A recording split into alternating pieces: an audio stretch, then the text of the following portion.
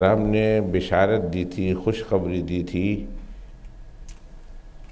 کہ عیسیٰ بتانے دو لشکر ایسے ہوں گے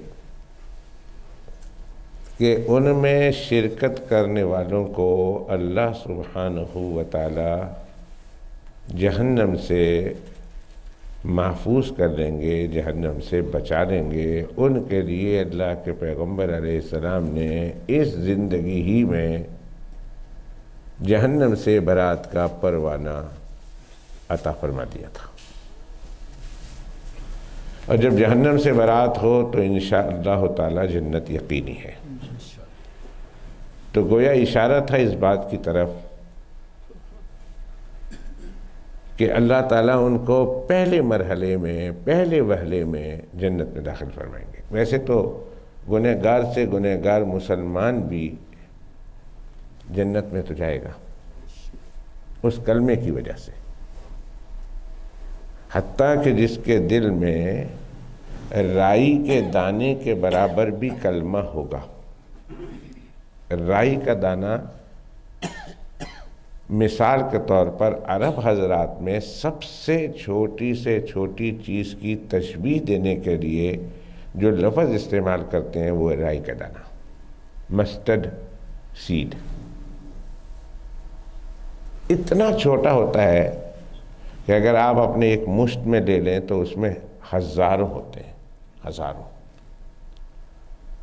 تو جس کے دل میں ایمان رائی کے دانے کے برابر بھی ہوگا، وہ انسان ایک نہ ایک دن اس کی برکت سے جنت میں ضرور داخل ہوگا، لیکن معلوم نہیں کہ جہنم میں کتنی دیر اسے رہنا پڑے گا۔ اللہ اسے حفاظت فرمائے۔ اس لیے کہ جہنم کا تو ایک لمحہ بھی بہت سخت ترین عذاب ہے، ایک لمحہ، اور پتہ نہیں کہ اس کے بدعمالیوں کی وجہ سے اسے کتنی دیر تک جہنم میں رہنا پڑے گا۔ لاکھوں کروڑوں اربوں خربوں سال کے بعد بھی ایمان چونکہ تھا، اس لیے اللہ اس کی برکت سے اسے جنت میں ضرور داخل کریں گے۔ بلکہ حدیث شریف میں آتا ہے کہ اتنا کم درجے کا ایمان ہوگا کہ انبیاء اور مرسلین بھی نہیں جان سکیں گے کہ اس کے دل میں ایمان کی رمق ہے۔ انبیاء اور مرسلین بھی نہیں دیکھ سکیں گے، اور وہ آ جائیں گے جہنم سے کہ اللہ سارے مسلمانوں کو ہم جہنم سے آزاد کرا چکے ہیں آپ کی اجازت سے، اب جہنم میں کوئی نہیں ہے مسلمان۔ اللہ فرمائیں گے ابھی جہنم میں اتنے لوگ موجود ہیں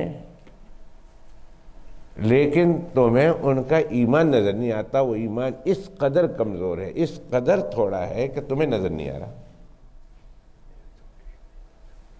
لیکن میں علام الغیوب ہوں، میں علام الغیوب ہوں۔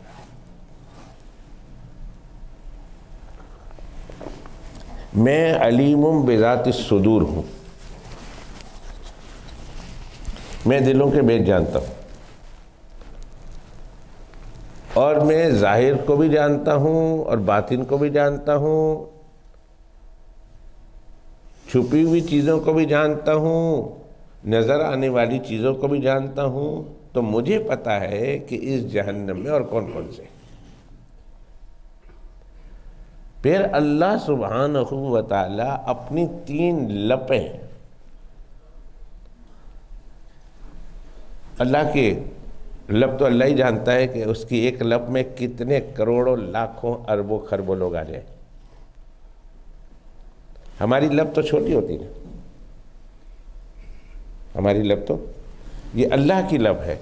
فرماتے ہیں حدیث شریف میں، صحیح حدیث ہے، جناب رسول اللہ صلی اللہ علیہ وسلم فرماتے ہیں اللہ اپنی تین لپیں بھر کر جہنم سے جنت میں ان لوگوں کو بھیجیں گے جن کا ایمان اس قدر کمزور ہے کہ انبیاء و مرسلین کو بھی نظر نہیں آ رہا۔ اللہ کو پتا تھا۔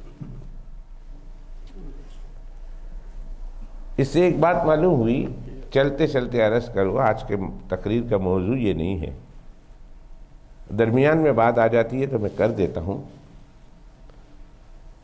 اپنے مسلک کو چھوڑنا نہیں ہے، کسی کے مسلک کو چھیڑنا نہیں ہے۔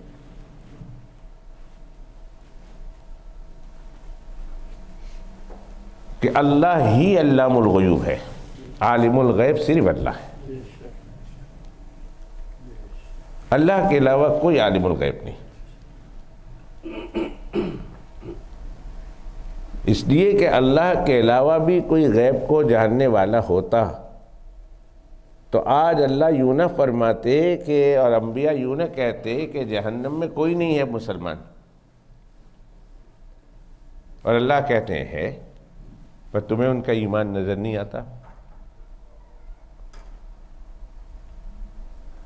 معلوم ہوا کہ دلوں کے حال کو جاننے والا اور غیب کو جاننے والا اور پوشیدہ چیزوں کو جاننے والا اور خفیہ چیزوں کو جاننے والا صرف اور صرف اور صرف اللہ ہے، اللہ کے علاوہ کوئی نہیں۔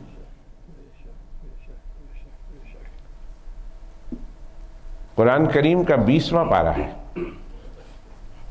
اچھی طرح یاد رکھیں، ایک ہی میں آیت بتاتا ہوں یا 2 آیت بتا دوں گا۔ 20واں پارہ ہے، پہلا رکوع ہے۔ اللہ اپنے حبیب و محبوب حضرت محمد الرسول اللہ صلی اللہ علیہ وسلم کے ذریعہ سے کہلوا رہا کہ آپ کہہ دیں۔ اللہ کو پتہ تھا کہ دنیا میں کچھ لوگ آئیں گے کہ جو یہ دعویٰ کریں گے کہ حضرت محمد الرسول اللہ صلی اللہ علیہ وسلم بھی عالم الغیب ہے، سب کچھ جانتے۔ اللہ کو پتہ تھا، اللہ کے علم میں ہے کہ دنیا میں کچھ بدبخت ایسے بھی پیدا ہوں گے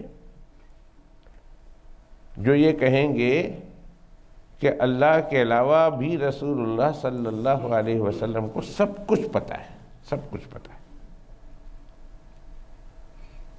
اور یہ نہیں معلوم، ان سے پوچھو کہ اللہ کے پیغمبر علیہ السلام عالم الغیب ہیں، وہ کہیں گے ہیں، سب کچھ جانتے ہیں۔ کب سے جانتے ہیں؟ یہ پوچھو ان سے کہ اللہ کے پیغمبر علیہ السلام سب کچھ اگر جانتے تھے تو کب سے؟ پہلے دن سے؟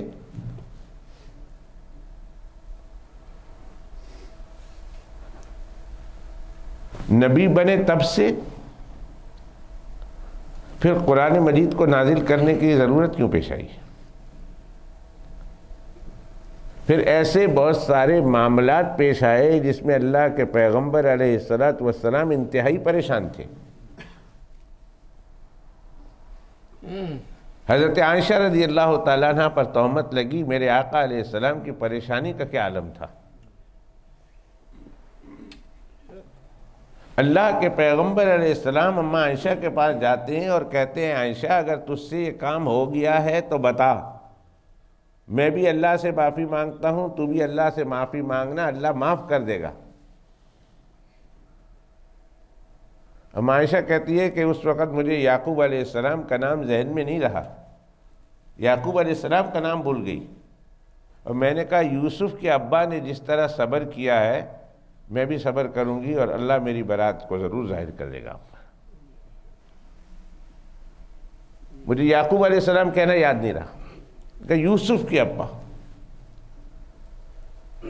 جس طرح انہوں نے صبر کیا تھا یوسف کے گم ہو جانے پر، میں بھی صبر کروں گی۔ فَصَبْرٌ جَمِيلٌ وَاللَّهُ الْمُسْتَعَانُ عَلَىٰ مَا تَصِفُونَ، اور اللہ آپ پہ ظاہر کر دے گا۔ اور اماں فرماتی ہے کہ مجھے میرے خواب و خیال میں بھی نہیں تھا کہ اللہ قرآن مجید میں 2 رکوع پورے میرے صفائی میں بیان کرے گا۔ مجھے یہ تھا کہ یا تو اللہ سبحانہ و تعالی رسول اللہ صلی اللہ علیہ وسلم کو خواب میں بیان کر دیں گے یا کسی اور ذریعے سے بتا دیں گے، میرے تو وہم و گمان میں بھی نہیں تھا کہ اللہ پورا قرآن کی 2 رکوع بنا کر نازل کر دیں گے۔ اور ایک بات درمیان میں بتا دوں اور بات دور نکل جائے گی، یہی میرا مسئلہ ہے۔ اللہ سے دعا کر کے بیٹھتا ہوں، اللہ جو ان کے حق میں بہتر ہو مجھ سے کہلوا۔ جو اس وقت مناسب ہو، ان کے حق میں بہتر ہو، وہی مجھ سے کہلوا دے۔ کتنی بار ایسا ہوا، کتنی بار ایسا ہوا کہ میں سمجھتا ہوں کہ آج جو بات بول گیا ہوں وہ مناسب نہیں تھی، کچھ اور کہنا تھا، پر میری بات اس طرف چل نکلی، اور مجمع میں کوئی دو چار ایسے آدمی تھے جن کے لیے وہ بات انتہائی اہم تھی، اور اللہ نے ان کی برکت سے ان کو ہدایت دے دی۔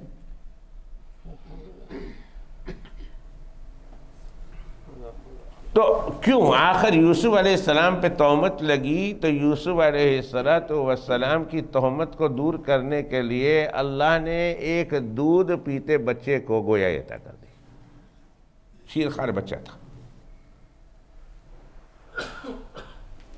اور اس بچے نے گواہی دے دی کہ یوسف دامن سے پاک ہے، اس برائی سے پاک ہے یوسف کا دامن۔ اور حضرت عیسیٰ علیہ السلام کی والدہ پہ تہمت لگی، بی بی مریم سلام اللہ علیہا پہ تہمت لگی، تو اللہ سبحانہ و تعالی نے ان کے بچے سے چند دنوں کے بچے سے بلوا دیا، قال انی عبد اللہ، اور لوگوں میری ماں پر تہمت نہ دھرو، میری ماں پاک ہے۔ اور سارا 10 کے 10 احکام حضرت عیسیٰ علیہ السلام سے بلوا دیے۔ لیکن جب عائشہ پہ تہمت لگی، یوسف علیہ السلام ہونے والے پیغمبر، اور حضرت مریم اللہ کے قدرت کے عظیم شاہکار پیغمبر کی والدہ، اور حضرت عائشہ رضی اللہ تعالیٰ عنہ پہ جب تہمت لگی تو اللہ نے کسی بچے سے نہیں بلوایا، کسی دودھ پیتے بچے سے نہیں بلایا، اللہ نے کسی اور طریقے سے نہیں بتایا، دیوار سے نہیں بلوایا، جانور سے نہیں بلوایا، آسمان پہ نہیں لکھوایا، پہاڑوں پہ نہیں صادر کرا دیا۔ اللہ سبحانہ و تعالیٰ خود قرآن مجید میں عائشہ کے حق میں عائشہ کا وکیل صفائی بن کر خود بول پڑا ہے، قرآن شریف میں 2 رکوع۔ کیوں؟ عائشہ کو اتنی بڑی شخصیت تھی کہ اللہ سبحانہ و تعالیٰ خود وکیل صفائی بن کر عائشہ کے حق میں گواہی دے رہا۔ اس سے حضرت عائشہ رضی اللہ تعالیٰ عنہ کا جناب رسول اللہ صلی اللہ علیہ وسلم کے ساتھ تعلق کیا ہے یہ بھی معلوم ہو جائے گا، اور اللہ کے پیغمبر علیہ السلام کا مقام کیا ہے وہ بھی معلوم ہو جائے گا۔ اس لیے کہ پہلے لوگوں پر تہمت لگتی رہی، یوسف علیہ السلام نبی نہیں تھے اس وقت تک، ان پر تہمت لگی، عیسیٰ علیہ السلام اس وقت نبی نہیں بنائے گئے تھے، ان پر تہمت لگی، اور یہاں آمنہ کے در یتیم امام الانبیاء والمرسلین پہ تہمت لگتی ہے۔ اللہ سبحانہ و تعالیٰ نے در حقیقت یہ تہمت عائشہ پہ نہیں تھی، محمد الرسول اللہ پہ تھی، اس لیے اللہ سبحانہ و تعالیٰ خود قرآن مجید میں وکیل صفائی بن کر 2 رکوع نازل فرما دیتا ہے، اور کہا پیغمبر کے بستر کی زینت بننے والی پر تم یہ تہمت لگاتے ہو، تو یہ تہمت صرف عائشہ تک نہیں رہتی، پیغمبر تک جاتی ہے۔ اس لیے جب مسئلہ ختم ہو رہا تھا تو اللہ سبحانہ و تعالیٰ نے آیت کیا نازل فرمائی، پورا 2 رکوع بیان کیا، اور جب آیت ختم ہو رہی تھی، یہ مسئلہ ختم ہو رہا تھا، تو اللہ فرماتے ہیں الخبیثات للخبیثین والخبیثون للخبیثات والطیبات للطیبین والطیبون للطیبات۔ یاد رکھنا، پاکیزہ مردوں کے لیے عورتیں بھی پاکیزہ ہوتی ہے، اور پاکیزہ عورتوں کے لیے خاوند بھی پاکیزہ ہوتے ہیں۔ بتا دیا حضرت محمد الرسول اللہ پاکیزہ ہیں، تو ان کی بستر کی زینت بننے والی عائشہ بھی پاکیزہ ہے، بتا دیا۔ الخبیثات للخبیثین، بری عورتیں برے مردوں کے لیے، والخبیثون للخبیثات، برے مرد برے عورتوں کے لیے، والطیبات للطیبین، پاکیزہ عورتیں پاکیزہ مردوں کے لیے ہے، والطیبون للطیبات، اور پاکیزہ مرد پاکیزہ عورت کے لیے ہے۔ قرآن مجید کے سمجھانے پر بھی قربان جاؤں، اس کے ایک ایک لفظ پر، اس کے ایک ایک ٹھہرائی پر قربان جاؤں۔ اللہ سبحانہ و تعالیٰ فرماتے ہیں وَالطَّيِّبَاتُ لِلطَّيِّبِينَ، پاکیزہ عورتیں پاکیزہ مردوں کے لیے ہے، پھر فرمایا پاکیزہ مرد پاکیزہ عورتوں کے لیے ہے، فرمایا محمد الرسول اللہ صلی اللہ علیہ وسلم کے ماننے والوں اور ان کا قرآن سمجھنے والوں، عائشہ اگر پاک نہ ہوتی تو محمد الرسول اللہ کی بستر کی زینت نہ بنتی، محمد الرسول اللہ کی زینت کی بستر کی زینت بننا یہی عائشہ کی پاکیزگی کے لیے کافی ہے، یہی عائشہ کی پاکیزگی۔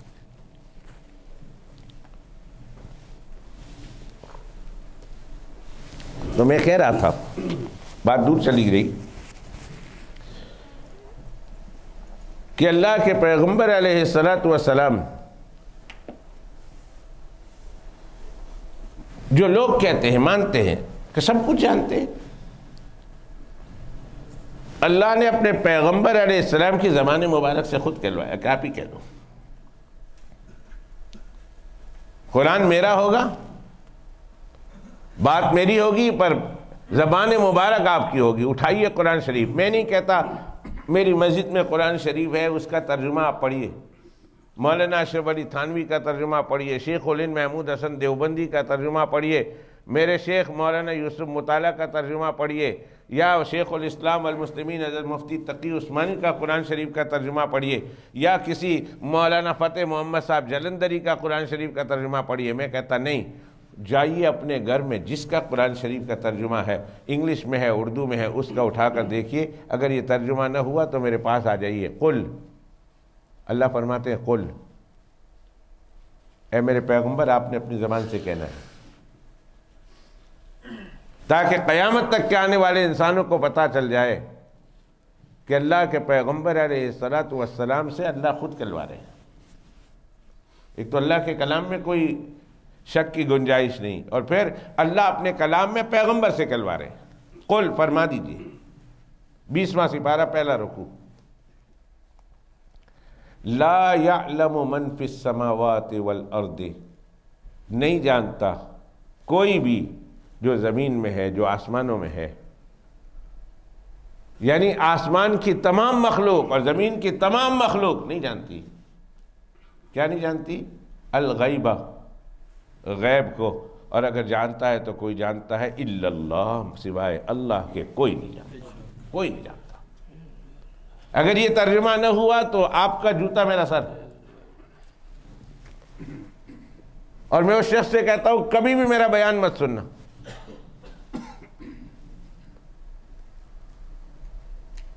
اور مجھ پر ٹرسٹ کرنے کی ضرورت نہیں۔ اللہ سبحانہ و تعالی قرآن مجید کے 20ویں پارے کے پہلے رکوع میں ارشاد فرماتے ہیں،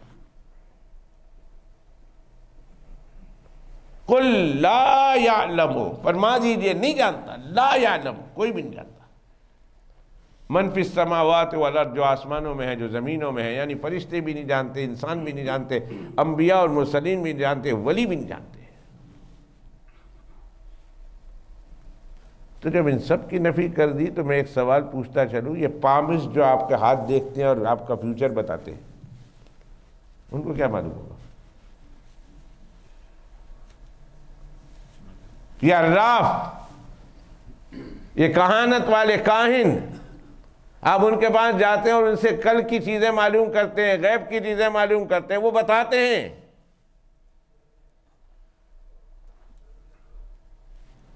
یہاں میرے مالک، ان کو کیسے معلوم جب اللہ کے پیغمبروں کو معلوم نہیں، اللہ کے ولیوں کو معلوم نہیں، آسمانوں میں جبرائیل، میکائیل، اسرافیل، اسرائیل کو معلوم نہیں، آسمانوں کے لاکھوں کروڑوں اربوں خربوں بے حساب فرشتوں کو معلوم نہیں، تو ان پامستوں کو کس طرح پتہ چلتا ہے؟ عراف کو کس طرح پتہ چلتا ہے؟ اللہ کے پیغمبر علیہ السلام کی ایک بڑی صحیح حدیث ہے، ایک بات میں بتا دوں، فرمایا جو 3 چیزوں پر اعتبار کرتا ہے اور 3 عمل کرتا ہے، میں پوری حدیث پاک نہیں بیان کروں گا ورنہ بات بہت دور چلی جائے گی۔ 3 چیزوں پر یقین رکھتا ہے، 3 چیزوں پر عمل کرتا ہے، فقد کفر بما انزل محمد صلی اللہ علیہ وسلم، تو اس نے رسول اللہ صلی اللہ علیہ وسلم پر جو اللہ نے وحی کی اس کو جھٹلا دیا ہے، وہ جھوٹا ہے، جھٹلا دیا اس نے، وہ کافر ہے۔ اس نے رسول اللہ پر اللہ نے جو قرآن نازل کیا تھا وہ قرآن کو جھٹلانے والا ہے۔ یہ صحیح حدیث ہے سرور دو عالم صلی اللہ علیہ وسلم کی۔ اس میں ایک یہ ہے کہ جو کاہن اور عراف کے پاس گیا، جو کل کی باتیں بتا رہا، آئندہ کل تمہارے ساتھ کیا ہونے والا ہے، اور وہ بتاتا ہے غیب کی خبریں، تمہارے ساتھ یہ بھی ہونے والا ہے، تمہارا فیوچر یوں، تمہارا فیوچر یوں، تمہارا فیوچر یوں، اور ساری ڈیٹیل بتاتا ہے، جسے عراف کہتے ہیں، جسے کاہن کہتے ہیں۔ فرمایا فقد کفر بما انزل محمد، رسول اللہ صلی اللہ علیہ وسلم پر اللہ نے جو قرآن نازل کیا اس کو جھٹلانے والا ہے۔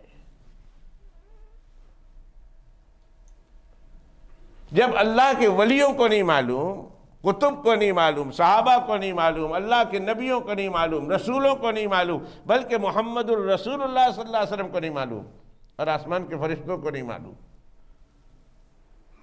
جو صرف اللہ کو معلوم ہے، ان پامستوں کو کس طرح پتہ لگ گیا، اور اس کی باتوں پر کیوں یقین کرتے ہیں، کیوں عمل کرتے ہیں؟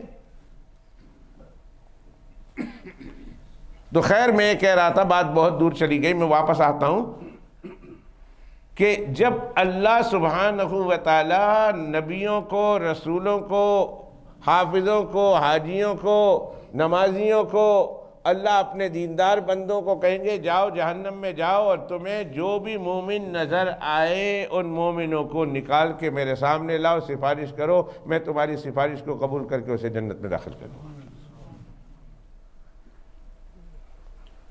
حاجی جائیں گے، نمازی جائیں گے، حافظ قرآن جائیں گے، دیندار جائیں گے، اللہ کے ولی جائیں گے، صلحاء جائیں گے، زہاد جائیں گے، علماء جائیں گے، اخیر میں پھر اللہ کے نبی اور رسول جائیں گے، اور جہنم میں چن چن کر جس کے قلب میں رائی کے دانے کے برابر بھی ایمان چمک رہا ہوگا اس کو نکال کے لے آئیں گے، اللہ کے سامنے لائیں گے اور کہیں گے اللہ سبحانہ وتعالیٰ یہ ہیں، ہم سفارش کرتے ہیں ان کی مغفرت فرما دے۔ اللہ سبحانہ وتعالیٰ ان کو نہر الحیات میں ڈبوئیں گے، کالے کوئلے ہو چکے ہوں گے جہنم میں جل جل کر، اور جب نہر الحیات میں ڈالے جائیں گے تو اتنے خوبصورت مرد بن کر نکل آئیں گے، ساری ان کے بدن کی کالک دور ہو جائے گی، اور جنتی شیپ اللہ سبحانہ وتعالیٰ ان کو عطا کر دیں گے، اتنے خوبصورت بن کے نکلیں گے۔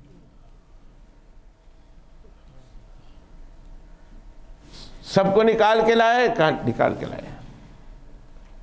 کہا کوئی بندہ ہے جہنم میں جو مومن تھا دنیا میں اور اب جہنم میں ہے؟ کہا کوئی بھی نہیں۔ Are you sure؟ اللہ ہم شور ہیں، ہم شور ہیں، پکی بات، پکی بات۔ اللہ فرمائیں گے دنیا والوں کو پتہ چل جائے، جہنم سے نکلنے والوں کو پتہ چل جائے، میدان محشر میں جمع لوگوں کو پتہ چل جائے، جنت میں جانے والے لوگوں کو پتہ چل جائے کہ عالم الغیب صرف اللہ ہے، صرف اللہ ہے، پتہ چل جائے کہ اللہ کے سوا غیب کی باتیں کوئی نہیں جانتا، وہ دلوں میں چھپی ہوئی باتوں کو جانتا ہے، وہ دلوں کے بھید کو جانتا ہے، دلوں میں جو چھوٹی سے چھوٹی باتیں ہیں جس کو کوئی نہیں جان سکتا وہ اسے جانتا ہے۔ اللہ فرمائیں گے نہ، ابھی بھی جہنم میں بہت سارے ہیں، اللہ کوئی بھی نہیں، اللہ کہتے ہیں تم ان کا ایمان نہیں دیکھ سکتے، میں ان کا ایمان دیکھ رہا ہوں۔ اور حدیث شریف میں آتا ہے اللہ پھر 3 لب بھر کر جہنم میں ہاتھ ڈال کر اللہ 3 لپوں میں، پتہ نہیں کتنے کروڑ ہوں گے ایک ایک لپ میں، اس کی قدرت والے ہاتھوں میں 3 لپ نکالیں گے اور کہیں گے کہ یہ وہ لوگ ہیں کہ جن کا ایمان تمہیں نظر نہیں آ رہا تھا اور میں ان کے ایمان کو دیکھ رہا تھا، جن کا ایمان تمہیں بھی نظر نہیں آ رہا تھا، تم ہی نہیں دیکھ سکتے تھے، اور اللہ ان کو نکال کر نہر حیات میں ڈبو کر اللہ ان کو ایک نئی شکل دے کر پھر اللہ اسے جنت میں بھیجیں گے۔ لیکن پتہ نہیں کتنے کروڑوں برس انہیں جہنم میں رہنا پڑے گا، یہ تو اللہ ہی جانتے ہیں. پھر اس کے بعد جنت میں جانا ہوگا. لیکن اس حدیث شریف میں جو جناب رسول اللہ صلی اللہ علیہ وسلم نے فرمایا کہ عصابتان احرزہم اللہ من النار، دو لشکر ایسے ہیں کہ اللہ سبحانہ و تعالیٰ نے ان کے حق میں اس طرح جنت کا فیصلہ کیا ہے کہ پہلے مرحلے میں جنت میں داخل ہوں گے اور جہنم کا منہ تو کیا، جہنم کی آگ تو کیا، جہنم کا دھواں بھی دیکھنا نصیب نہیں ہوگا انہیں. جہنم کو دیکھیں گے بھی نہیں.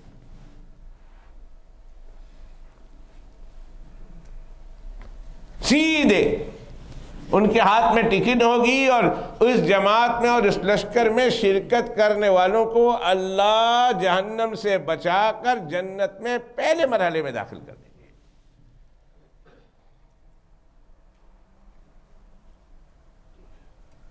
اور وہ جماعت کون سی ہوگی؟ ایک عصابۃ تغزو الہند، ایک وہ جماعت ہوگی جو ہندوستان کے ساتھ غزوہ کرے گی، ہندوستان کے ساتھ جنگ کرے گی.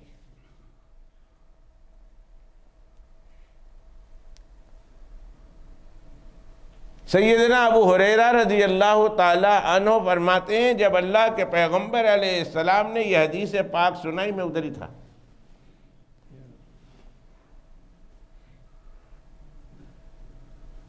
اور میں سن رہا تھا کہ اللہ کے پیغمبر علیہ السلام نے یہ حدیث پاک ارشاد فرمائی ہے، تو فرماتے ہیں کہ میں نے اپنے دوستوں میں، اپنے حلقوں میں یہ بات کہی کہ اللہ کرے اللہ کرے اللہ کرے میری زندگی میں غزوہ ہند پیش آ جائے.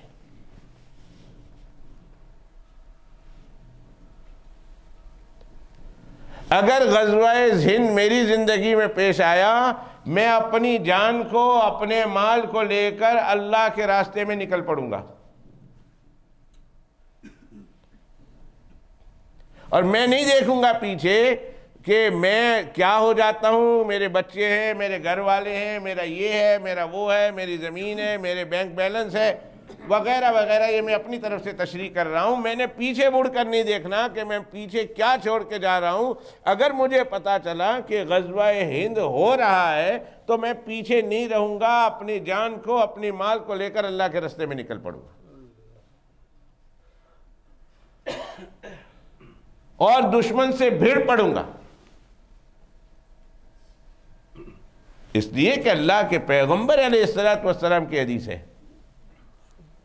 میرے آقا علیہ السلام کا فرمان ہے، اور انہوں نے خوشخبری دی ہے براہ راست. دنیا کی زندگی کوئی انسان 100 سال جی لے، 150 سال جی لے، 200 سال جی لے، 1000 سال جی لے، آخر اس کا انجام موت ہے. جتنی مرضی ہے زندگی جی لے. 100 سال جیے گا، آج کل تو یہی عمر ہے. فرمایا میرے آقا علیہ السلام نے اعمار امتی ما بین 60 الی 70، میرے امت کے اکثر لوگوں کی عمریں 60 اور 70 کے درمیان ہوں گی. 60 سے 70 کے درمیان. اس دوران وہ بولڈ ہو کر، آؤٹ ہو کر چلے جائیں گے، اور اگر کوئی رہ گیا تو چند ہوں گے پوری امت کے مقابلے میں. چند لوگ ہوں گے جو 70 سے اوپر ٹپ جائیں گے اور رہیں گے. پوری امت کا جب مقابلہ کیا جائے تو جو 70-80 سال والے ہیں، 90-100 والے ہیں، بہت تھوڑے ہیں. اور جو 100-110 جی گیا وہ تو گینس بک آف ریکارڈ میں اس کا نام آ جاتا ہے کہ بھئی یہ تو 109 سال جی گیا، 110 سال جی گیا. تو اب 100 سال بھی اگر جی لیے، 150 سال بھی جی لیے، آخر اس کے بعد موت تو ہے.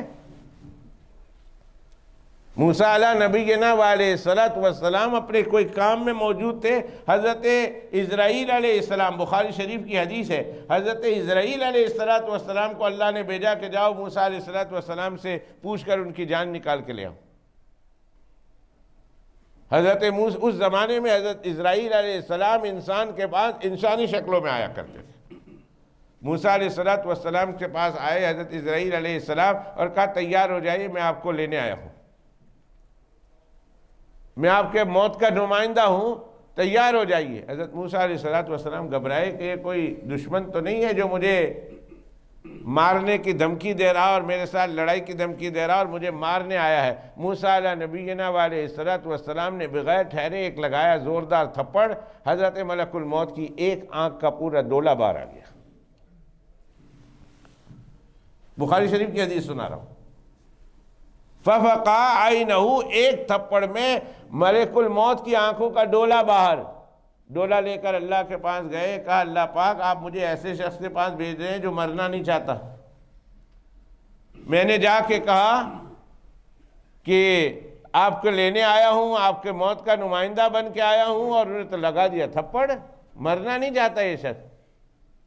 فرمایا واپس جائیے، آنکھ تو ٹھیک کر لی اللہ نے، کہا واپس جائیے اور جا کر پوچھئے کہ پیارے موسیٰ اللہ کہتے ہیں ایک گائے کے اوپر ہاتھ رکھ دیں اور اس ہاتھ کے نیچے جتنے بھی بال ہوں گے ہر بال کے بدلے آپ کو 1 سال کی زندگی دی جائے گی۔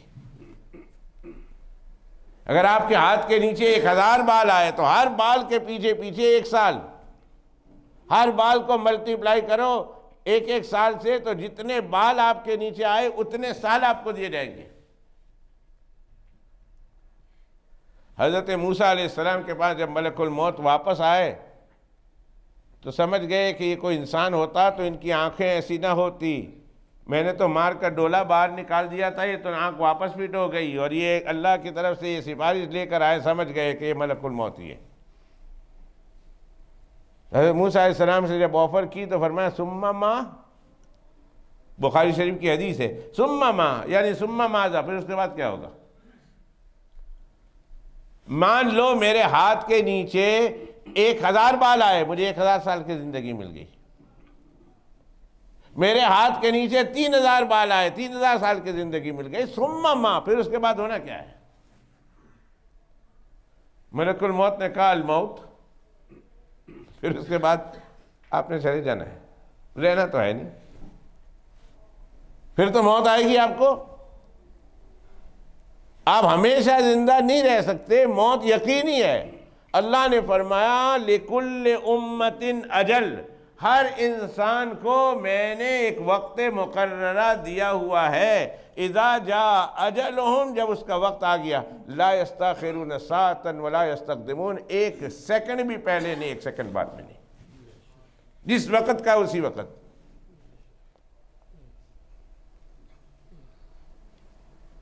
حضرت موسیٰ علیہ السلام نے کہا جب آخر مرنا ہی ہے 3000 سال کے بعد بھی، تو ابھی کیوں نہیں؟ کہا میں تیار ہوں، میری جان نکال لیں، اور اسی وقت حضرت موسیٰ علیہ السلام کی جان نکالی گئی، روح قبض کر لی گئی۔ ایک درخواست کی کہ اللہ مجھے ایک درخواست ہے، وہ درخواست کسی اور وقت آپ کے سامنے پیش کروں گا اور اس کی تشریح بعد میں کروں گا۔ حضرت موسیٰ علیہ السلام نے کہا اللہ مجھے بیت المقدس میں تو داخل ہونے سے ہم لوگوں کو آپ نے روک دیا ہے، یہودیوں کو، 40 سال تک ہم اس میدان میں پھر رہے ہیں، وادی تیہ میں پھر رہے ہیں، صبح رات ساری چلتے ہیں، اور ساری رات چلنے کے بعد صبح جب روشن ہوتا ہے تو ہمیں پتہ لگتا ہے جہاں سے چلے تھے وہیں کھڑے۔ ایک چھوٹی سی جنگل تھا، ایک چھوٹی سی وادی تھی، اور اس وادی میں سارا 40 سال تک گھومتے رہے، 40 سال تک، اور اس وادی سے نکلنے کا رستہ ان کو نظر نہیں آ رہا۔ قرآن کریم میں اپنی طرف سے نہیں کہتا، نہ کسی کتاب کے حوالے سے کہتا ہوں، یہ قرآن شریف کے حوالے سے کہتا ہوں۔ قال فإنها محرمة عليهم 40 سنة، ان یہودیوں نے اس ارض مقدسہ میں داخل ہونے سے انکار کر دیا تھا، اللہ سبحانہ وتعالیٰ کے پیغمبر کی تذلیل کی تھی، کہا آپ جائیں اور آپ کے اللہ جا کے لڑیں، اور ہار جائیں، مر جائیں، پھر ہم جائیں گے۔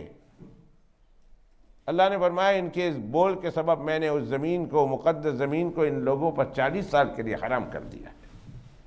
فَإِنَّهَا مُحَرَّمَةٌ عَلَيْهِمْ 40 سنة، 40 سال تک یہ اس سرزمین میں داخل نہیں ہو سکیں، جتنی مرضی ہے کوشش کریں۔ آج تو ہم بار لگا کر پرزنروں کو اندر رکھتے ہیں، بار لگے ہوئے ہیں اور گارڈ بھی کھڑے ہیں، پھر بھی اکا دکا ادھر سے ادھر سے چھپ کر نکل ہی جاتا ہے، نکل آتا ہے۔ ادھر سے چھپ کے نکل گیا، ادھر سے چھپ کے نکل گیا، رات کے وقت نکل گیا، پتہ ہی نہیں چلتا کہ وہ فلاں پریزنر کہاں چلا گیا۔ اللہ فرماتے ہیں میں نے کوئی باڑ نہیں لگانا، کہیں کوئی باڑ نہیں ہے، کہیں کوئی گارڈ نہیں ہے، اور اس وادی تی سے تم نکل کے دکھا دو گے۔ اگر تمہیں میری قدرت دیکھنی ہے، میری قدرت پر یقین ہے تو 40 سال تک نہیں نکل سکتے، اور اگر میری قدرت پر یقین نہیں ہے تو تم نکل کے دکھا دو۔ 40 سال تک، قرآن شریف ہے، 40 سال تک وہ اسی ایک وادی میں، اسی جنگل میں پھرتے رہے، ارض مقدسہ کا راستہ ڈھونڈتے رہے، 40 سال تک اسی میں پھرتے رہے، انہیں راستہ نہ ملا۔ حضرت ہارون علیہ السلام کا بھی انتقال وہیں ہو گیا، اور حضرت موسیٰ علیہ السلام کا بھی انتقال کا وقت وہیں آ گیا، اس دوران 40 سال کے اندر۔ اب انتقال کے وقت حضرت موسیٰ علیہ السلام کہہ رہے ہیں میرے پاک پروردگار، میں اس وادی تی سے آپ کے وعدے کے مطابق نکل تو نہیں سکتا، ارض مقدسہ میں داخل تو نہیں ہو سکتا، اللہ اتنا تو کر سکتے ہیں کہ مجھے ارض مقدسہ کے قریب تک پہنچا دیجئے، ارض مقدسہ کے قریب تک پہنچا دیجئے، وہاں میری قبر بن جائے۔ میں چاہتا ہوں کہ میں ارض مقدسہ میں اگر داخل نہیں ہو سکتا تو اس کے قریب تک تو پہنچ جاؤں۔ فرمایا ہاں پیارے موسیٰ یہ کر دیتے ہیں، اور اللہ تعالیٰ نے حضرت موسیٰ علیہ السلام کو اس سرزمین کے قریب تک پہنچا دیا کہ اس کے بعد اتنا قریب پہنچایا، حدیث شریف سناؤں، حضرت موسیٰ علیہ السلام نے اللہ سے کیا کہا، اللہ اتنا قریب پہنچا دیجئے کہ اگر میں اس سرزمین سے ایک پتھر ماروں، ایک پتھر پھینکوں تو وہ پتھر وادی مقدس میں پہنچ جائے، یعنی بارڈر تک پہنچا دیجئے۔ جیسے میں ابھی سیریا اور ترکی کے بارڈر تک ہو آیا، بالکل بارڈر تک، اس کے بعد آپ کو سیریا نظر آتا ہے۔ وہاں کے حالات کبھی کسی اور وقت سناؤں گا کہ جس قدر گمبھیر حالات ہے، جس قدر گمبھیر حالات ہے۔ اے مسلمانوں، اے میرے پیارے بھائیوں، اے اللہ سبحانہ و تعالیٰ کے مخلص بندو، اللہ سبحانہ و تعالیٰ کے ان بندوں کی آزمائش دیکھ کر اپنے احوال کو درست کر لو۔ اللہ تمہارے کوئی بہتے قریب نہیں اور ان سے بہتے دور نہیں ہے، کہیں ہم اللہ کے زیادہ قریب نہیں ہیں اور وہ اللہ سے زیادہ دور نہیں ہیں، ہم کوئی خاص رشتہ دار نہیں ہیں اللہ سبحانہ و تعالیٰ کے، اور وہ کوئی دور کے نہیں ہیں۔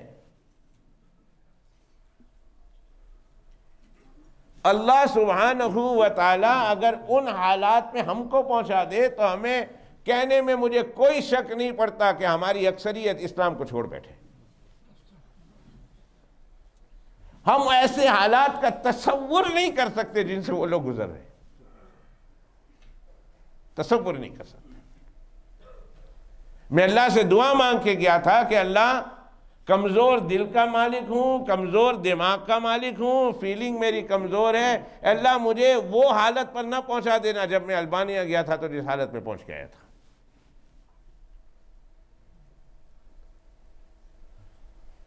6 مہینے تک میں ڈپریس رہا، چھوٹی مسجد میں تھی، اس وقت چھوٹی مسجد تھی، اس کا امام تھا، اور میرا یہ جی چاہتا تھا کہ نماز میں پڑھاؤں السلام علیکم ورحمۃ اللہ پھیروں تو میرے سارے مقتدی پیچھے کھڑے ہو جائیں، میں دعا مانگ کے گھر چلا جاؤں، کوئی مجھ سے پوچھے نہ کہ آپ کیسے ہیں۔ میرے پیر و مرشد میرے گھر آئے، حضرت اقدس مولانا یوسف صاحب، دروازہ کھٹکھٹایا، ونڈو کھٹکھٹایا، میں دیکھ رہا ہوں اندر سے، میں کھول نہیں رہا۔ حضرت نے کہا مجھے پتا ہے تو مجھے دیکھ رہا، چلو کوئی نہیں، اس دفعہ نہ کھول، لیٹر ڈال کے گئے، اس دفعہ نہ کھول، میں تمہیں پکڑ ہی لوں گا۔ 6 مہینے تک میری یہ کیفیت رہی۔ ایک دن مسجد میں جا رہا تھا، حضرت مسجد میں پہنچ گئے۔ یہ فیضان مکتب تھا یا نظر کی کرامت تھی کہ کس نے سکھائے فرزند کو آداب اسماعیلی کہ یہ فیضان مکتب تھا یا نظر کی کرامت تھی. جب حضرت تشریف لائے مجھے دیکھا، کہا کہاں ہو بھائی، 6 مہینے سے دارالعلوم نہیں آ رہے ہو؟ کل صبح سے آ جانا. بس یہ جملہ حضرت نے کہا تھا، کل صبح سے آ جانا، اور دوسرے دن سے میری ساری کیفیت دور ہو گئی ایک جملے نے، اور میں ٹھیک ہو گیا ذہنی طور پر. ورنہ جب میں بستر پہ لگنے جاتا میرا سر، جب اکیلا ہوتا تو اس لڑکی کی آواز میرے کانوں میں ٹکراتی تھی کہ تم نے مجھے بھائی کہا، اور بھائی تو بہن کو چھوڑ کر نہیں جاتا ہے، تم ہمیں چھوڑ کر کہاں جاتے ہو. وہ گاڑی کے ساتھ گھسٹتی ہوئی آئی، 10 سال کی بچی تھی. جب ہم نے ان میں تحفہ تقسیم کیا، میں نے کہا البانیہ کے ان جو آئے ہوئے تھے وہ سربیا سے اور کوسوو سے، ہم نے کہا کوئی نہیں ہم تمہارے بھائی ہیں. وہ رو رہی تھی، باپ مر گیا، ماں مر گئی، بھائی مر گئے. میں نے کہا کوئی نہیں ہم بھائی ہیں تمہارے. بیٹھے رہے ان کے ساتھ آدھا دن تک، اور پھر جب گاڑی آئی اور ہم گاڑی میں جانے لگے تو وہی لڑکی 10 سال کی گاڑی کے دروازے سے لٹک گئی اور کہا یہ کیسے بھائی ہو کہ بہن کو چھوڑ کر جا رہے ہو؟ اور وہ چیختی تھی کہ مت چھوڑ کے جاؤ. اس کی چیخ میرے کانوں میں آتی تھی اور میں سو نہیں سکتا تھا. میں نے کہا اللہ میں کمزور دل دماغ کا مالک ہوں، اللہ میرے ساتھ پھر دوبارہ یہ مسئلہ نہ ہونے پائے. لیکن جو حالات میں نے دیکھے وہاں جا کر، اپنے سیرین بھائیوں کے، بہنوں کے، بیٹیوں کے، صبح کھانا مل گیا تو شام کا اللہ حافظ، اور شام کا مل گیا تو صبح اللہ حافظ. آج مل گیا تو کل کا خدا حافظ، کل مل گیا تو پرسوں کا خدا حافظ. نہیں ملا ہے تو وہ پانی پی کر گزارا کر رہے ہیں، وہ کھجور کی گٹھلیاں جو ہے چبا چبا کر اور چوس چوس کر گزارا کر رہے ہیں. لیکن ان کا کسی انسان سے شکوہ نہیں. ان کی اگر استدعا ہے اور ان کی دعا ہے تو صرف اللہ سے. ایک نہیں، 2 نہیں، 10 نہیں، ہزاروں اور ہزاروں نہیں، لاکھوں. دنیا میں سب سے بڑا کیمپ جس میں مہاجرین رہتے ہیں، جو در سے بے در ہو گئے وہ رہتے ہیں، 60,000 افراد پر مشتمل ایک کیمپ ہے. 60,000 افراد پر مشتمل، 60,000 پیپل اس ریفیوجی کیمپ میں رہتے ہیں. اگر آپ اس گھر کی، ان کے رہنے کی، گھر کی حالت کو دیکھ لیں تو میں گارنٹی دیتا ہوں کہ کسی کا ٹوٹا ہوا شیڈ اس کے گارڈن میں ہو وہ اس سے بہتر ہوگا جس میں وہ رہتے ہیں. میں گارنٹی دیتا ہوں. ٹوٹا ہوا شیڈ ہو نا گارڈن میں تو ٹوٹا ہوا شیڈ بھی بیٹر ہوگا ان کے رہنے کی جگہ سے. کسی کا شوہر شہید ہو گیا، کسی کا باپ شہید ہو گیا. مجھے وہ بہن ابھی بھی یاد ہے. میں نے اس کی عمر پوچھی، اس نے کہا 44 سال. اس کا خاوند فوت ہو گیا تھا، شہید ہو گیا تھا. 44 سال، 44 ایئرس کی تھی. اس کے 5 بچے تھے. میں نے کہا بلاؤ. ہم نے گھر بنائے وہاں 78 اور مضبوط گھر بنائے، 3 بیڈ روم پر مشتمل، اور ٹینٹ سے لا کر ان کو رکھا. تو پہلی دفعہ جانا ہوا LIA ویلیج میں. مسجد بنی ہوئی ہے، گھر بنے ہوئے ہیں. تو LIA ویلیج میں ہم گئے تو 2-3 گھروں میں گئے. اس گھر میں گئے، ہم نے کہا بلاؤ سارے بچوں کو. تو 4 بچے آ کے بیٹھ گئے. سب سے چھوٹی بچی میرا خیال ہے 5 سال کی ہوگی، اور جو بیٹھی ہوئی بچی تھی برقعے میں تھے، نقاب میں تھی، پورا فل نقاب تھا، آنکھیں صرف نظر آ رہی تھی. وہ 13 سال کی تھی. ہم نے کہا 4 ہے، 5واں. اس نے کہا 5ویں 15 سال کی. ہم نے اس کی شادی کرا کہ اس کو اپنے گھر بھیج دیا ہے. وہاں اتنی عمر میں شادی ہو جاتی ہے، 15 سال 16 سال کی عمر میں. بتانا یہ کہ وہ 4 بچی تھی، ایک کی عمر 13 سال بڑی کی اور چھوٹی کی عمر 7 سال کی. 4 بچے، ایک لڑکا ہے 13 سال کا، 12 سال کا، 10 سال کا اور 7 سال کا. آپ حیران ہوں گے یہ مسئلہ سن کر کے اس ماں اکیلی نے اس میری ماں بہنوں بیٹیوں گھروں میں سن رہے ہو تو اس کو غور سے سننا، اور میں مردوں سے کہہ رہا ہوں کہ اپنی مردانگی کے ساتھ سننا۔ وہ خاتون کہ جس کا خاوند فوت ہو گیا ہے، وہ 5 بچوں کو سنبھال کر بیٹھی ہوئی ہے، اس نے کہا میرا خاوند فوت ہو گیا، میرا دین تو نہیں نہ فوت ہوا۔ مجھے وہ صحابیہ یاد آتی ہے کہ جس کو کہا گیا کہ تمہارا بیٹا شہید ہو گیا ہے، تو برقع پہن کر بھاگتی ہوئی گئی، تو کسی نے کہا ایسے موقع پر بھی برقع نہیں بھولی ہے، برقعے میں بھاگ رہی ہے؟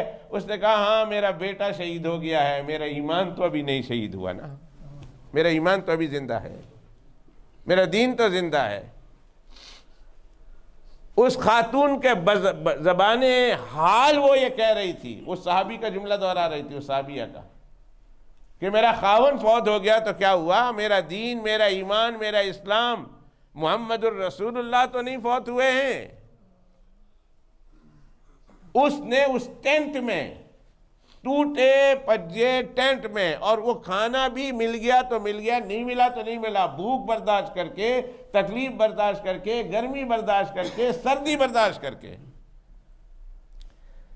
اس 44 سال کی 5 بچوں کی ماں نے اپنی 3 بچوں اور بچیوں کو حافظ قرآن بنایا۔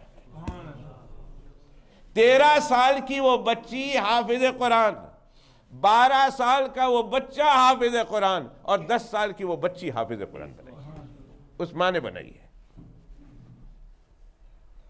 اے ماں، میں تیری حرمت کو، تیرے تقدس کو، تیری عظمت کو، تیری ہمت کو، تیری طاقت کو سلام پیش کرتا ہوں، اور مسجد خضرا کے ایک ایک نمازی تیری عظمت کو سلام پیش کرتے ہیں۔ تو کیسی خاتون تھی کہ ایسے غربت کے زمانے میں، ایسے بھوک کے زمانے میں، ایسے پیاس کے زمانے میں، اور ایسے گھر میں، ایسے ٹینٹ میں گرمی اور سردی کو برداشت کرتے ہوئے، جبکہ خاوند بھی نہیں ہے، تو نے اپنے 3 بچوں کو حافظ قرآن بنایا ہے۔ اللہ سبحانہ وتعالیٰ تجھے جنت میں بلند ترین درجے عطا کرے۔ یا اللہ، یہ ایک خاندان کا میں نے واقعہ سنایا، ایسے کئی خاندان کے واقعات سنتا رہتا تھا، آنکھوں سے آنسو بہتے رہتے تھے، اور دل پریشان تھا، لیکن اندر سے مطمئن تھا۔ میں نے کہا اللہ، تیری قدرت کو، تیری طاقت کو، تیری عظمت کو، تیری شان کو، تیری جلالت کو، تیری رفعت کو، تیرے علم کو۔ محمد بلال اپنی گندی زبان سے ہدیہ تبریک پیش کرتا ہے، واقعی تو ایمان والوں کو آزماتا ہے، مسلمانوں میں ایمان والوں کو چن چن کر آزماتا ہے۔ اگر وہ تکلیف ہمارے اوپر آ جاتی تو شاید آج ہم اور ہمارے آدھے سے زیادہ لوگ مسلمان نہ ہوتے، اسلام سے پھر گئے ہوتے ہیں، اور اللہ کے خلاف اور دین کے خلاف اور اسلام کے خلاف پتہ نہیں کتنی بکواسات شروع کر دیتے ہیں۔ لیکن ان کے چہرے پر اطمینان کو دیکھ کر، ان کے قلب میں اطمینان کو دیکھ کر معلوم ہوا اللہ سبحانہ و تعالی آزماتے انہی لوگوں کو ہے جن کا ایمان مضبوط ہوتا ہے۔ دعا کریں اللہ تعالیٰ ان آزمائش سے ہماری حفاظت فرمائے، ہماری حفاظت فرمائے، ہماری اولادوں کو، ہماری نسلوں کو بھی اللہ سبحانہ و تعالیٰ اس طرح کی کسی بھی آزمائش سے اللہ سبحانہ و تعالیٰ دور رکھے۔ جن حالات سے وہ گزر رہے ہیں اور جن تکلیفوں کو وہ سہ رہے ہیں، برداشت کر رہے ہیں، اور خوشی خوشی برداشت کر، اگر یہ میرے رب کی طرف سے ہے تو میں راضی ہوں۔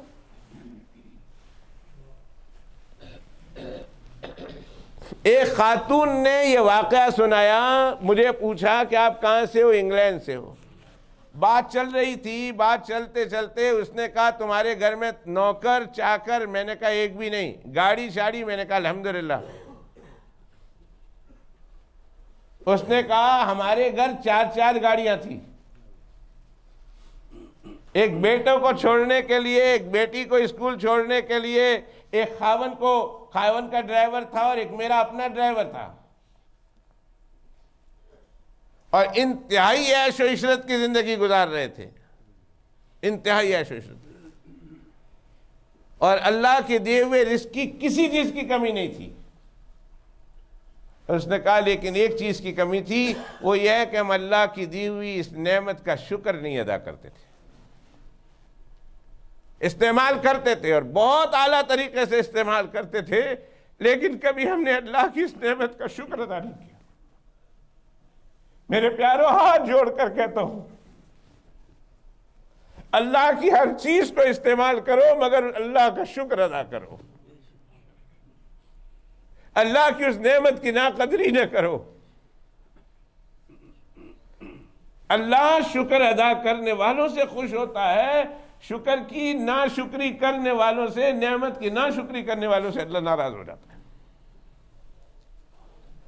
انہیں بتایا بیڈ بنانے والے الگ، ہمارے گھر کی زمین کو دھونے والے الگ، گارڈنر الگ تھا، ہمارے گھر کے ڈرائیور الگ تھے، ہمارے گھر کے پکانے والے الگ تھے. بہت عیش و عشرت کی زندگی گزار رہے تھے. 4-5 گاڑیاں تھیں، بڑے مکان تھے. ایک بات آج ہم نے محسوس کی، وہ یہ ہے کہ اللہ کی اس نعمت کو استعمال کرنے کے بعد ہم اللہ کا شکر ادا نہیں کرتے تھے. جب وہ بہن نے یہ بات کی تو میرے ذہن میں قرآن شریف کی آیت گھوم رہی تھی. 14واں سپارہ ہے، 14 سپارہ، اور سیکنڈ ٹو لاسٹ رکوع ہے. لاسٹ رکوع سے پہلے ایک رکوع اور اس کے بعد 14 سپارہ ختم ہو جاتا ہے. اللہ فرماتے ہیں وَضَرَبَ اللَّهُ مَثَلًا قَرْيَةً كَانَتْ آمِنَةً مُطْمَئِنَّةً. اللہ مثال بیان کرتے ہیں. ضرب اللہ مثلاً قریۃً، ایک گاؤں والوں کی، کانت آمنتاً مطمئنتاً، وہ امن میں بھی تھے اور اطمینان میں بھی تھے. اب میں کیسے بتاؤں آمنتاً مطمئنتاً کا کیا معنی ہے؟ آمنتاً مطمئنتاً، دو باتیں اللہ نے بیان فرمائی. وہ گاؤں والوں میں آمنہ، امن بھی تھا، مطمئنہ اور اطمینان سے بھی تھے. آگے فرمایا یاتیہا رزقہا رغدا من کل مکان. اللہ فرماتے ہیں یاتیہا رزقہا، ان کا رزق آتا تھا، من کل مکان، ہر طرف سے. اللہ نے ان کو اتنی فراوانی دی تھی کہ ہر طرف سے ان کو رزق آتا تھا. لیکن ان کے اندر ایک بات تھی، فَكَفَرَتْ بِأَنْعُمِ اللَّهِ. یہ قرآن شریف میں پڑھ رہا ہوں. فَكَفَرَتْ بِأَنْعُمِ اللَّهِ، اللہ کی یہ نعمتیں تھیں، بستی میں رہتے تھے، امن بھی تھا، اطمینان بھی تھا، ہر طرف سے روزی کی فراوانی بھی تھی. چاہیے تو یہ تھا کہ اس پر وہ اللہ کا شکر ادا کرتے ہیں. میرے پیارو، اللہ کا شکر ادا کرو، کہو الحمدللہ. جب بھی اللہ کی کسی نعمت کو استعمال کرو، میں بالخصوص اپنے بچوں سے کہتا ہوں، ینگسٹر سے کہتا ہوں کہ پلیز فار گاڈ سیک اللہ سبحانہ و تعالیٰ کی اس نعمت کا شکر ادا کرو. تھینکس ٹو اللہ سبحانہ و تعالیٰ. جو اللہ دے رہا، جو دے رہا، جیسے دے رہا، اس کو استعمال کر کے اللہ کا شکر ادا کرو. کھانا کھایا الحمدللہ، اعلیٰ سے اعلیٰ سے اعلیٰ سے اعلیٰ کپڑے پہنو، مہنگے سے مہنگے سے مہنگا ترین کپڑا پہنو، جوتا پہنو، ہیٹ پہنو، جو مرضی ہے پہنو، لیکن پہننے کے بعد کہو الحمدللہ، اللہ تیرا شکر ہے کہ تو نے ہمیں یہ پہنایا ہے.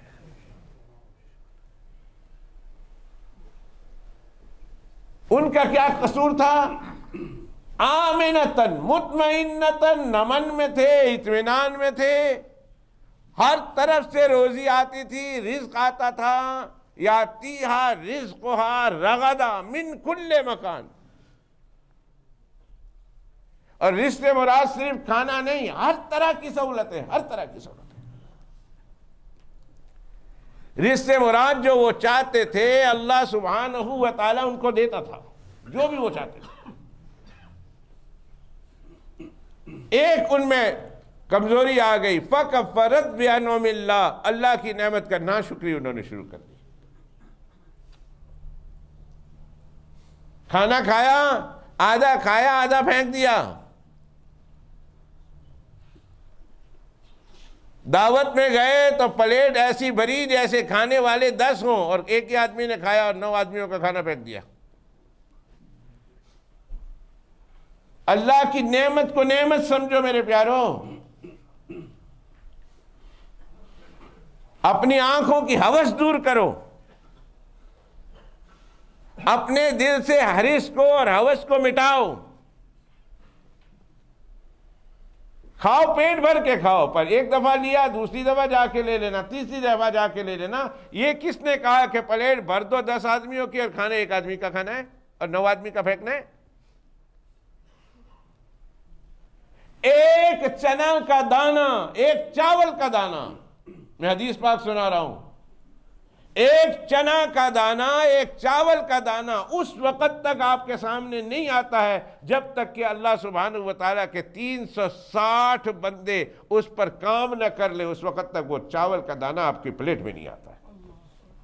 اس کے پیچھے 360 اللہ کے غیبی بندے اور غیبی رجال کام کرتے ہیں، پھر وہ کھانا، وہ چاول کا دانہ آپ کے سامنے آتا ہے۔ ایک چاول کا پھینک دینا، ایک دانہ چاول کا پھینک دینا، آپ نے 360 اللہ کے ان بندوں کی محنت کو ضائع کر دیا ہے۔ ایک چاول کا دانہ پھینک دینا، 360،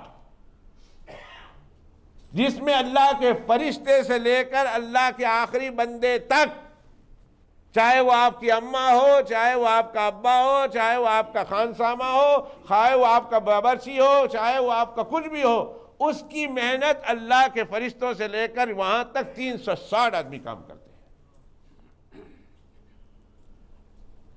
تب جا کے کھانا آتا ہے آپ کے سامنے۔ ایک چاول کے دانے کو ضائع کرتے ہوئے ہمارے بدن میں کپ کپی آنی چاہیے کہ اگر اللہ نے پوچھ دیا کہ میرے 360 بندوں کی محنت تم نے گٹر میں پھینک دی، تم نے اس کو ضائع کر دیا، کیا جواب دیں گے اللہ کو؟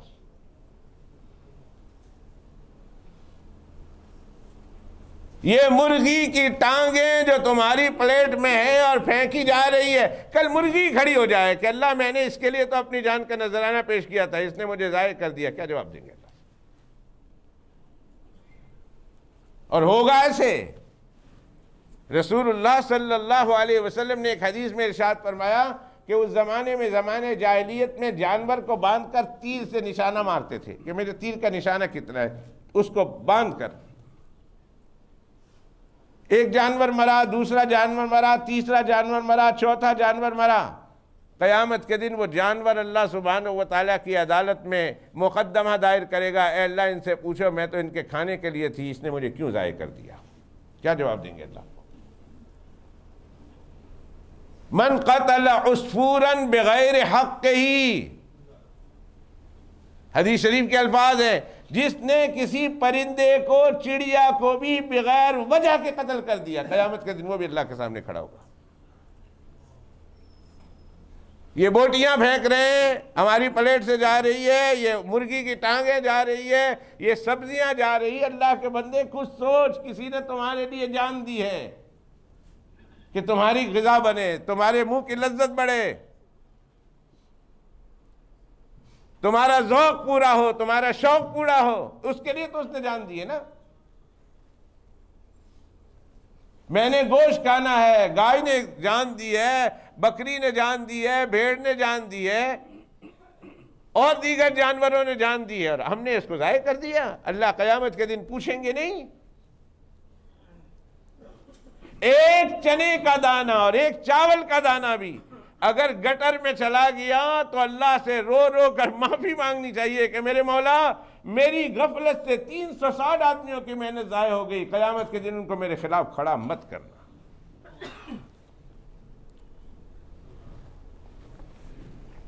اگر ان میں کوئی ایک کھڑا ہو گیا، کیا جواب دیں گے اللہ کو؟ تو انہوں نے کیا کیا؟ وہ بستی والوں کا واقعہ سنا رہا تھا، فَكَفَّرَتْ بِأَنْعُمِ اللَّهِ، انہوں نے اللہ سبحانہ وتعالیٰ کی اس نعمت کی ناقدری شروع کر دی، اور ناقدری ایسے ہی ہوتی ہے۔ ناقدری ویسے ہی ہوتی ہے کہ آدھا پلیٹ میں لیا، کھایا اور پھینک دیا.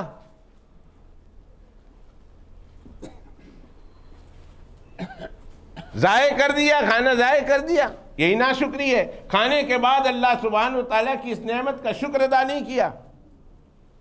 الحمدللہ الذی اطعمنی ھذا الطعام ورزقنی من غیر حول منی ولا قوہ. اے اللہ تیرا ہی شکر ہے کہ تو نے مجھے کھانا کھلایا، ورنہ میرے اندر تو یہ طاقت نہیں تھی کہ میں کھانا حاصل کرتا، بناتا اور کھاتا. یہ اللہ یہ تیرا ہی شکر ہے، تیرا انعام ہے جو تو نے مجھے عطا کیا ہے. یہ دعا رسول اللہ صلی اللہ علیہ وسلم پڑھا کرتے تھے ہر کھانے کے بعد. الحمدللہ الذی اطعمنا وسقانا وجعلنا مسلمین. اے اللہ تیرا ہی شکر ادا کرتا ہوں کہ کھلایا بھی تو ہے، پلایا بھی تو نے. اگر انسان اس سے اتنا بھی نہ کہہ سکے، اللہ کی نعمت کا اتنا بھی شکر ادا نہ کر سکے، تو پھر اسے اللہ کا بندہ کہنا اور اسے انسان کہنا بھی انسان کی توہین بظاہر نظر آتی ہے کہ اتنا تو اللہ کا شکر ادا کرے نا. فَكَفَّرَتْ بِأَنْعُمِ اللَّهِ. قرآن کہتا ہے اس بستی والوں نے خوب میں عیش کیا، عشرت میں زندگی گزاری، سب خود استعمال کرتے رہے، لیکن اللہ کی نعمت کا شکر ادا نہیں کیا. فَأَذَاقَهَا اللَّهُ لِبَاسَ الْجُوعِ وَالْخَوْفِ بِمَا كَانُوا يَصْنَعُونَ. اللہ فرماتے ہیں، یہ میں قرآن شریف کا 14واں سپارے کا سیکنڈ ٹو لاسٹ رکوع کی تلاوت کر رہا ہوں. اللہ فرماتے ہیں ان کے اس ناشکری کے نتیجے میں نے ان پر 2 عذاب مسلط کر دیے. 2 عذاب. فَأَذَاقَهَا اللَّهُ. اللہ فرماتے پھر اللہ نے چکھایا ان کو. کیا؟ لباس الجوع والخوف. قرآن مجید کے سمجھانے پر قربان جاؤں. قسم اللہ کی اگر قرآن شریف کے الفاظ کو آپ قرآن شریف سے سمجھیں، محمد بلال کی زبانی نہیں، قرآن شریف سے سمجھیں تو آپ کو ایک اور نیا مزہ آئے گا. یہ تو مجھے تشریح کرنی پڑتی ہے نا، مجھے سمجھانا پڑتا ہے نا. یہ تو میرے الفاظ ہو گئے. آپ قرآن شریف کے الفاظ سے قرآن کو سمجھے تو آپ کو ایک جو چسکا، جو مزہ اور جو ذائقہ آئے گا، آپ کا دل نہیں کرے گا قرآن شریف کو چھوڑنے کے بعد. اللہ کیا سمجھاتے ہیں؟ فَأَذَاقَهَا اللَّهُ لِبَاسَ الْجُوعِ وَالْخَوْفِ. اللہ نے انہیں خوف کا اور بھوک کا لباس پہنا دیا. لباس پہنا دیا. لباس الجوع والخوف. بھوک کا لباس اور خوف کا لباس پہنا دیا. اللہ آپ نے کیا دیا ان کو؟ خوف اور جو کا. نہیں، میں نے جو کا لباس بھی پہنایا، یعنی بھوک کا لباس بھی پہنایا اور خوف کا لباس پہنایا. کہ لباس انسان کے بدن سے کبھی جدا نہیں ہوتا ماں سوائے 6 اوقات کے. ہر وقت انسان لباس میں رہتا ہے. اللہ فرماتے ہیں میں نے جو اور خوف کا لباس ان کو پہنا دیا کہ ہر وقت وہ بھوکے اور ہر وقت وہ خوف میں رہنے لگے. لباس الجوع والخوف. میرے پیارو، اللہ سبحانہ و تعالی ہم کو، ہماری اولادوں کو، ہمارے نسلوں کو بہتر سے بہترین کھلائے. میں قسم اللہ کی دعا کرتا ہوں کہ میرے پیارے اللہ، جو ہم لوگوں کو نہیں کھلایا ہے اس سے بہتر ہماری اولادوں کو کھلا. اور ہماری اولادوں کو جو کھلا رہا تو اس سے بہتر ان کی اولادوں کو کھلا. ان کو پہنا، ان کو سب کچھ عطا کر.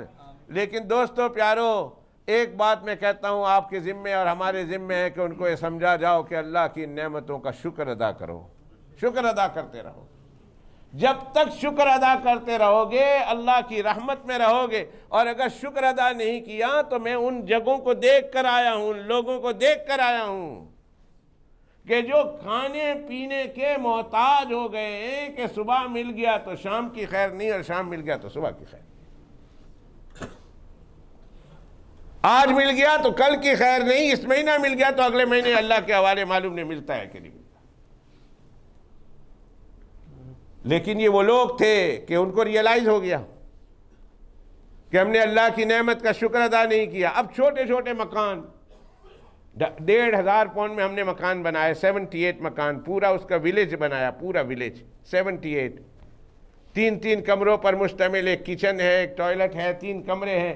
اور ان کو دیے، اور اس گھر میں وہ اتنے خوش اور اتنے خوش نظر آتے ہیں، حالانکہ وہ اس سے پہلے بڑے بڑے مکان میں رہتے تھے، کیونکہ وہ ٹینٹ سے رہ کر آئے تھے نا۔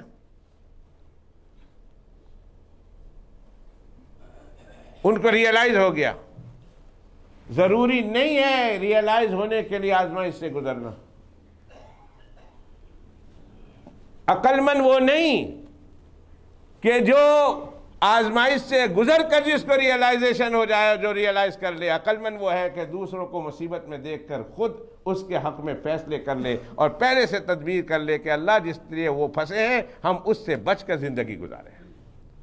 اور اس کے لیے آج کی مجلس میں ایک بات میں نے زبان پر آ گئی اور میں نے کہہ دیا، وہ یہ ہے کہ شکر اللہ کا ادا کرو، اپنی اولادوں کو شکر سکھاؤ، بیویوں کو شکر سکھاؤ، بچوں کو شکر سکھاؤ، ان کو یہ تاکید کرو کہ پوری زندگی اللہ کی نعمت کو بھرپور استعمال کریں، لیکن استعمال کرنے کے بعد اللہ کی اس نعمت کا شکر ادا کرتے رہیں۔ اللہ تعالیٰ مجھے بھی آپ کو اس کی توفیق عطا فرمائے۔ تو میں یہ کہہ رہا تھا کہ جناب رسول اللہ صلی اللہ علیہ وسلم نے پہلے سے انہیں کہہ دیا کہ یہ اس لشکر میں جو شریک ہوگا، اس لشکر میں شریک ہونے والا کبھی بھی جہنم کا منہ نہیں دیکھے گا۔ جہنم کی آگ تو بڑی دور کی بات ہے، جہنم کا دھواں نہیں سنے گا، بلکہ جہنمیوں کی آواز بھی نہیں سنے گا۔ ایک لشکر ان میں وہ ہے جو تغزو الہندہ، جو ہندوستان میں لڑائی کے لیے ہندوستان پر غزوہ کرے گا، ہندوستان کے ساتھ جنگ کرے گا، ہندوستان کے ساتھ لڑائی لڑے گا۔ اللہ کے پیغمبر علیہ السلام فرمایا مسلمانوں کا وہ لشکر کل قیامت کے دن میں دنیا سے گواہی دیتا ہوں کہ آگ تو بڑی دور کی بات ہے، آگ کا دھواں بھی نہیں دیکھے گا۔ اور پہلے مرحلے میں، پہلے وہلے میں اللہ سبحانہ و تعالیٰ انہیں جنت میں داخل کریں گے۔ دعا کیجئے، نیت کیجئے، ارادے کیجئے۔ میں آپ کو لڑوانا نہیں چاہتا، مگر ارادہ ضرور کروانا چاہتا ہوں۔ میں چاہتا ہوں میری مسجد کا کوئی ایک نمازی، ایک بچہ بھی ایسا نہ ہو جو یہ ارادہ نہ کرے کہ اللہ اگر زندگی میں، ہماری زندگی میں غزوہ ہند آ گیا تو اے اللہ ہم ضرور شرکت کریں گے، اس نیت کے ساتھ آمین ضرور کہیں۔ مرنا ہے، مرنا ہے، اور کوئی ضروری نہیں ہے کہ میدان جنگ میں جا کر مرو گے۔ خالد بن ولید رضی اللہ تعالیٰ عنہ نے سینکڑوں جنگیں لڑی ہے، لیکن گھر میں فوت ہو رہے ہیں اور رو رہے ہیں۔ بدن میں ایک حصہ بھی ایسا نہیں جہاں مجھے تلوار نہ لگی ہو، لیکن میں گھر میں مر رہا ہوں۔ اگر جنگ میں موت آنی ہوتی تو سب سے پہلے مجھے آتی، لیکن یہ فیصلے اللہ سبحانہ و تعالیٰ کے ہے۔ مرنا ہے، کوئی آدمی کہاں مرتا ہے، کوئی ہسپتال کے بیڈ پر مرتا ہے، کوئی راستے میں مرتا ہے، کوئی زمین پہ گر کر مرتا ہے، کوئی ایکسیڈنٹ میں مرتا ہے، کوئی گاڑی میں مرتا ہے، کوئی گھر کے بیڈ پر مرتا ہے، اور کوئی اللہ کے رستے میں مرتا ہے۔ اور جو اللہ کے رستے میں مرتا ہے وہ ان تمام مرنے والوں سے بھی بہترین موت حاصل کر کے جاتا ہے۔ اللہ تعالیٰ غزوہ ہند کے لیے ہم کو تیار کرائے۔ اگر ہماری زندگی میں ہو گیا ٹھیک، اور اگر ہماری زندگی میں نہیں ہوا، ہماری اولادوں کی زندگی میں اور ان کی زندگی میں نہیں ہوا، تو ان کے بعد والی زندگی میں ہم نے اپنے اولادوں کو بتانا ہے کہ بھائی جب یہ غزوہ ہوگا، جب بھی ہوگا، تو اس غزوے کے لیے اپنے آپ کو تیار رکھنا ہے، اور بلا خوف و خطر اس میں کود جانا۔ جیت گئے۔ حضرت ابو ہریرہ فرماتے ہیں ہم سے وعدہ لیا تھا، میں نے کہا میں اپنے مال جان کے ساتھ تیار ہوں، اگر میں شریک ہوا اور میں ہو گیا، قتل ہو گیا، اس میں شہید ہو گیا، فانا افضل الشہداء۔ حضرت ابو ہریرہ فرماتے ہیں اس لڑائی میں شہید ہونے والے کے بارے میں فرمایا فانا افضل الشہداء، میں شہیدوں میں سب سے افضل ہوں گا، اور اگر میں وہاں سے جیت کر آیا، زندگی لے کر آیا ہوں، فانا ابو ہریرہ المحرر، میں وہ ہوں گا کہ اللہ سبحانہ و تعالیٰ نے مجھے جہنم سے آزاد کر دیا ہوگا۔ ابھی اس میں بہت ساری اور باتیں ہیں، وقت ہو گیا ہے۔ اللہ سبحانہ و تعالیٰ نے چاہا تو اگلے جمعۃ المبارک کے موقع پر اس پر ہم گفتگو کریں گے۔ وآخر دعوانا ان الحمد للہ رب العالمین وصلی اللہ علی النبی الأمی۔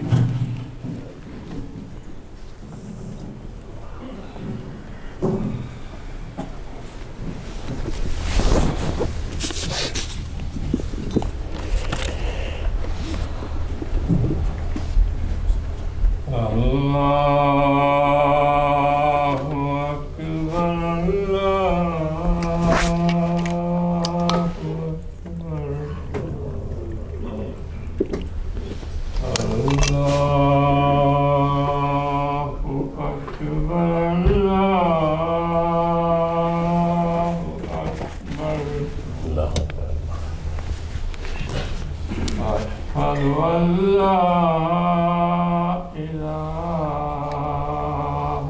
إلا الله أشهد أن لا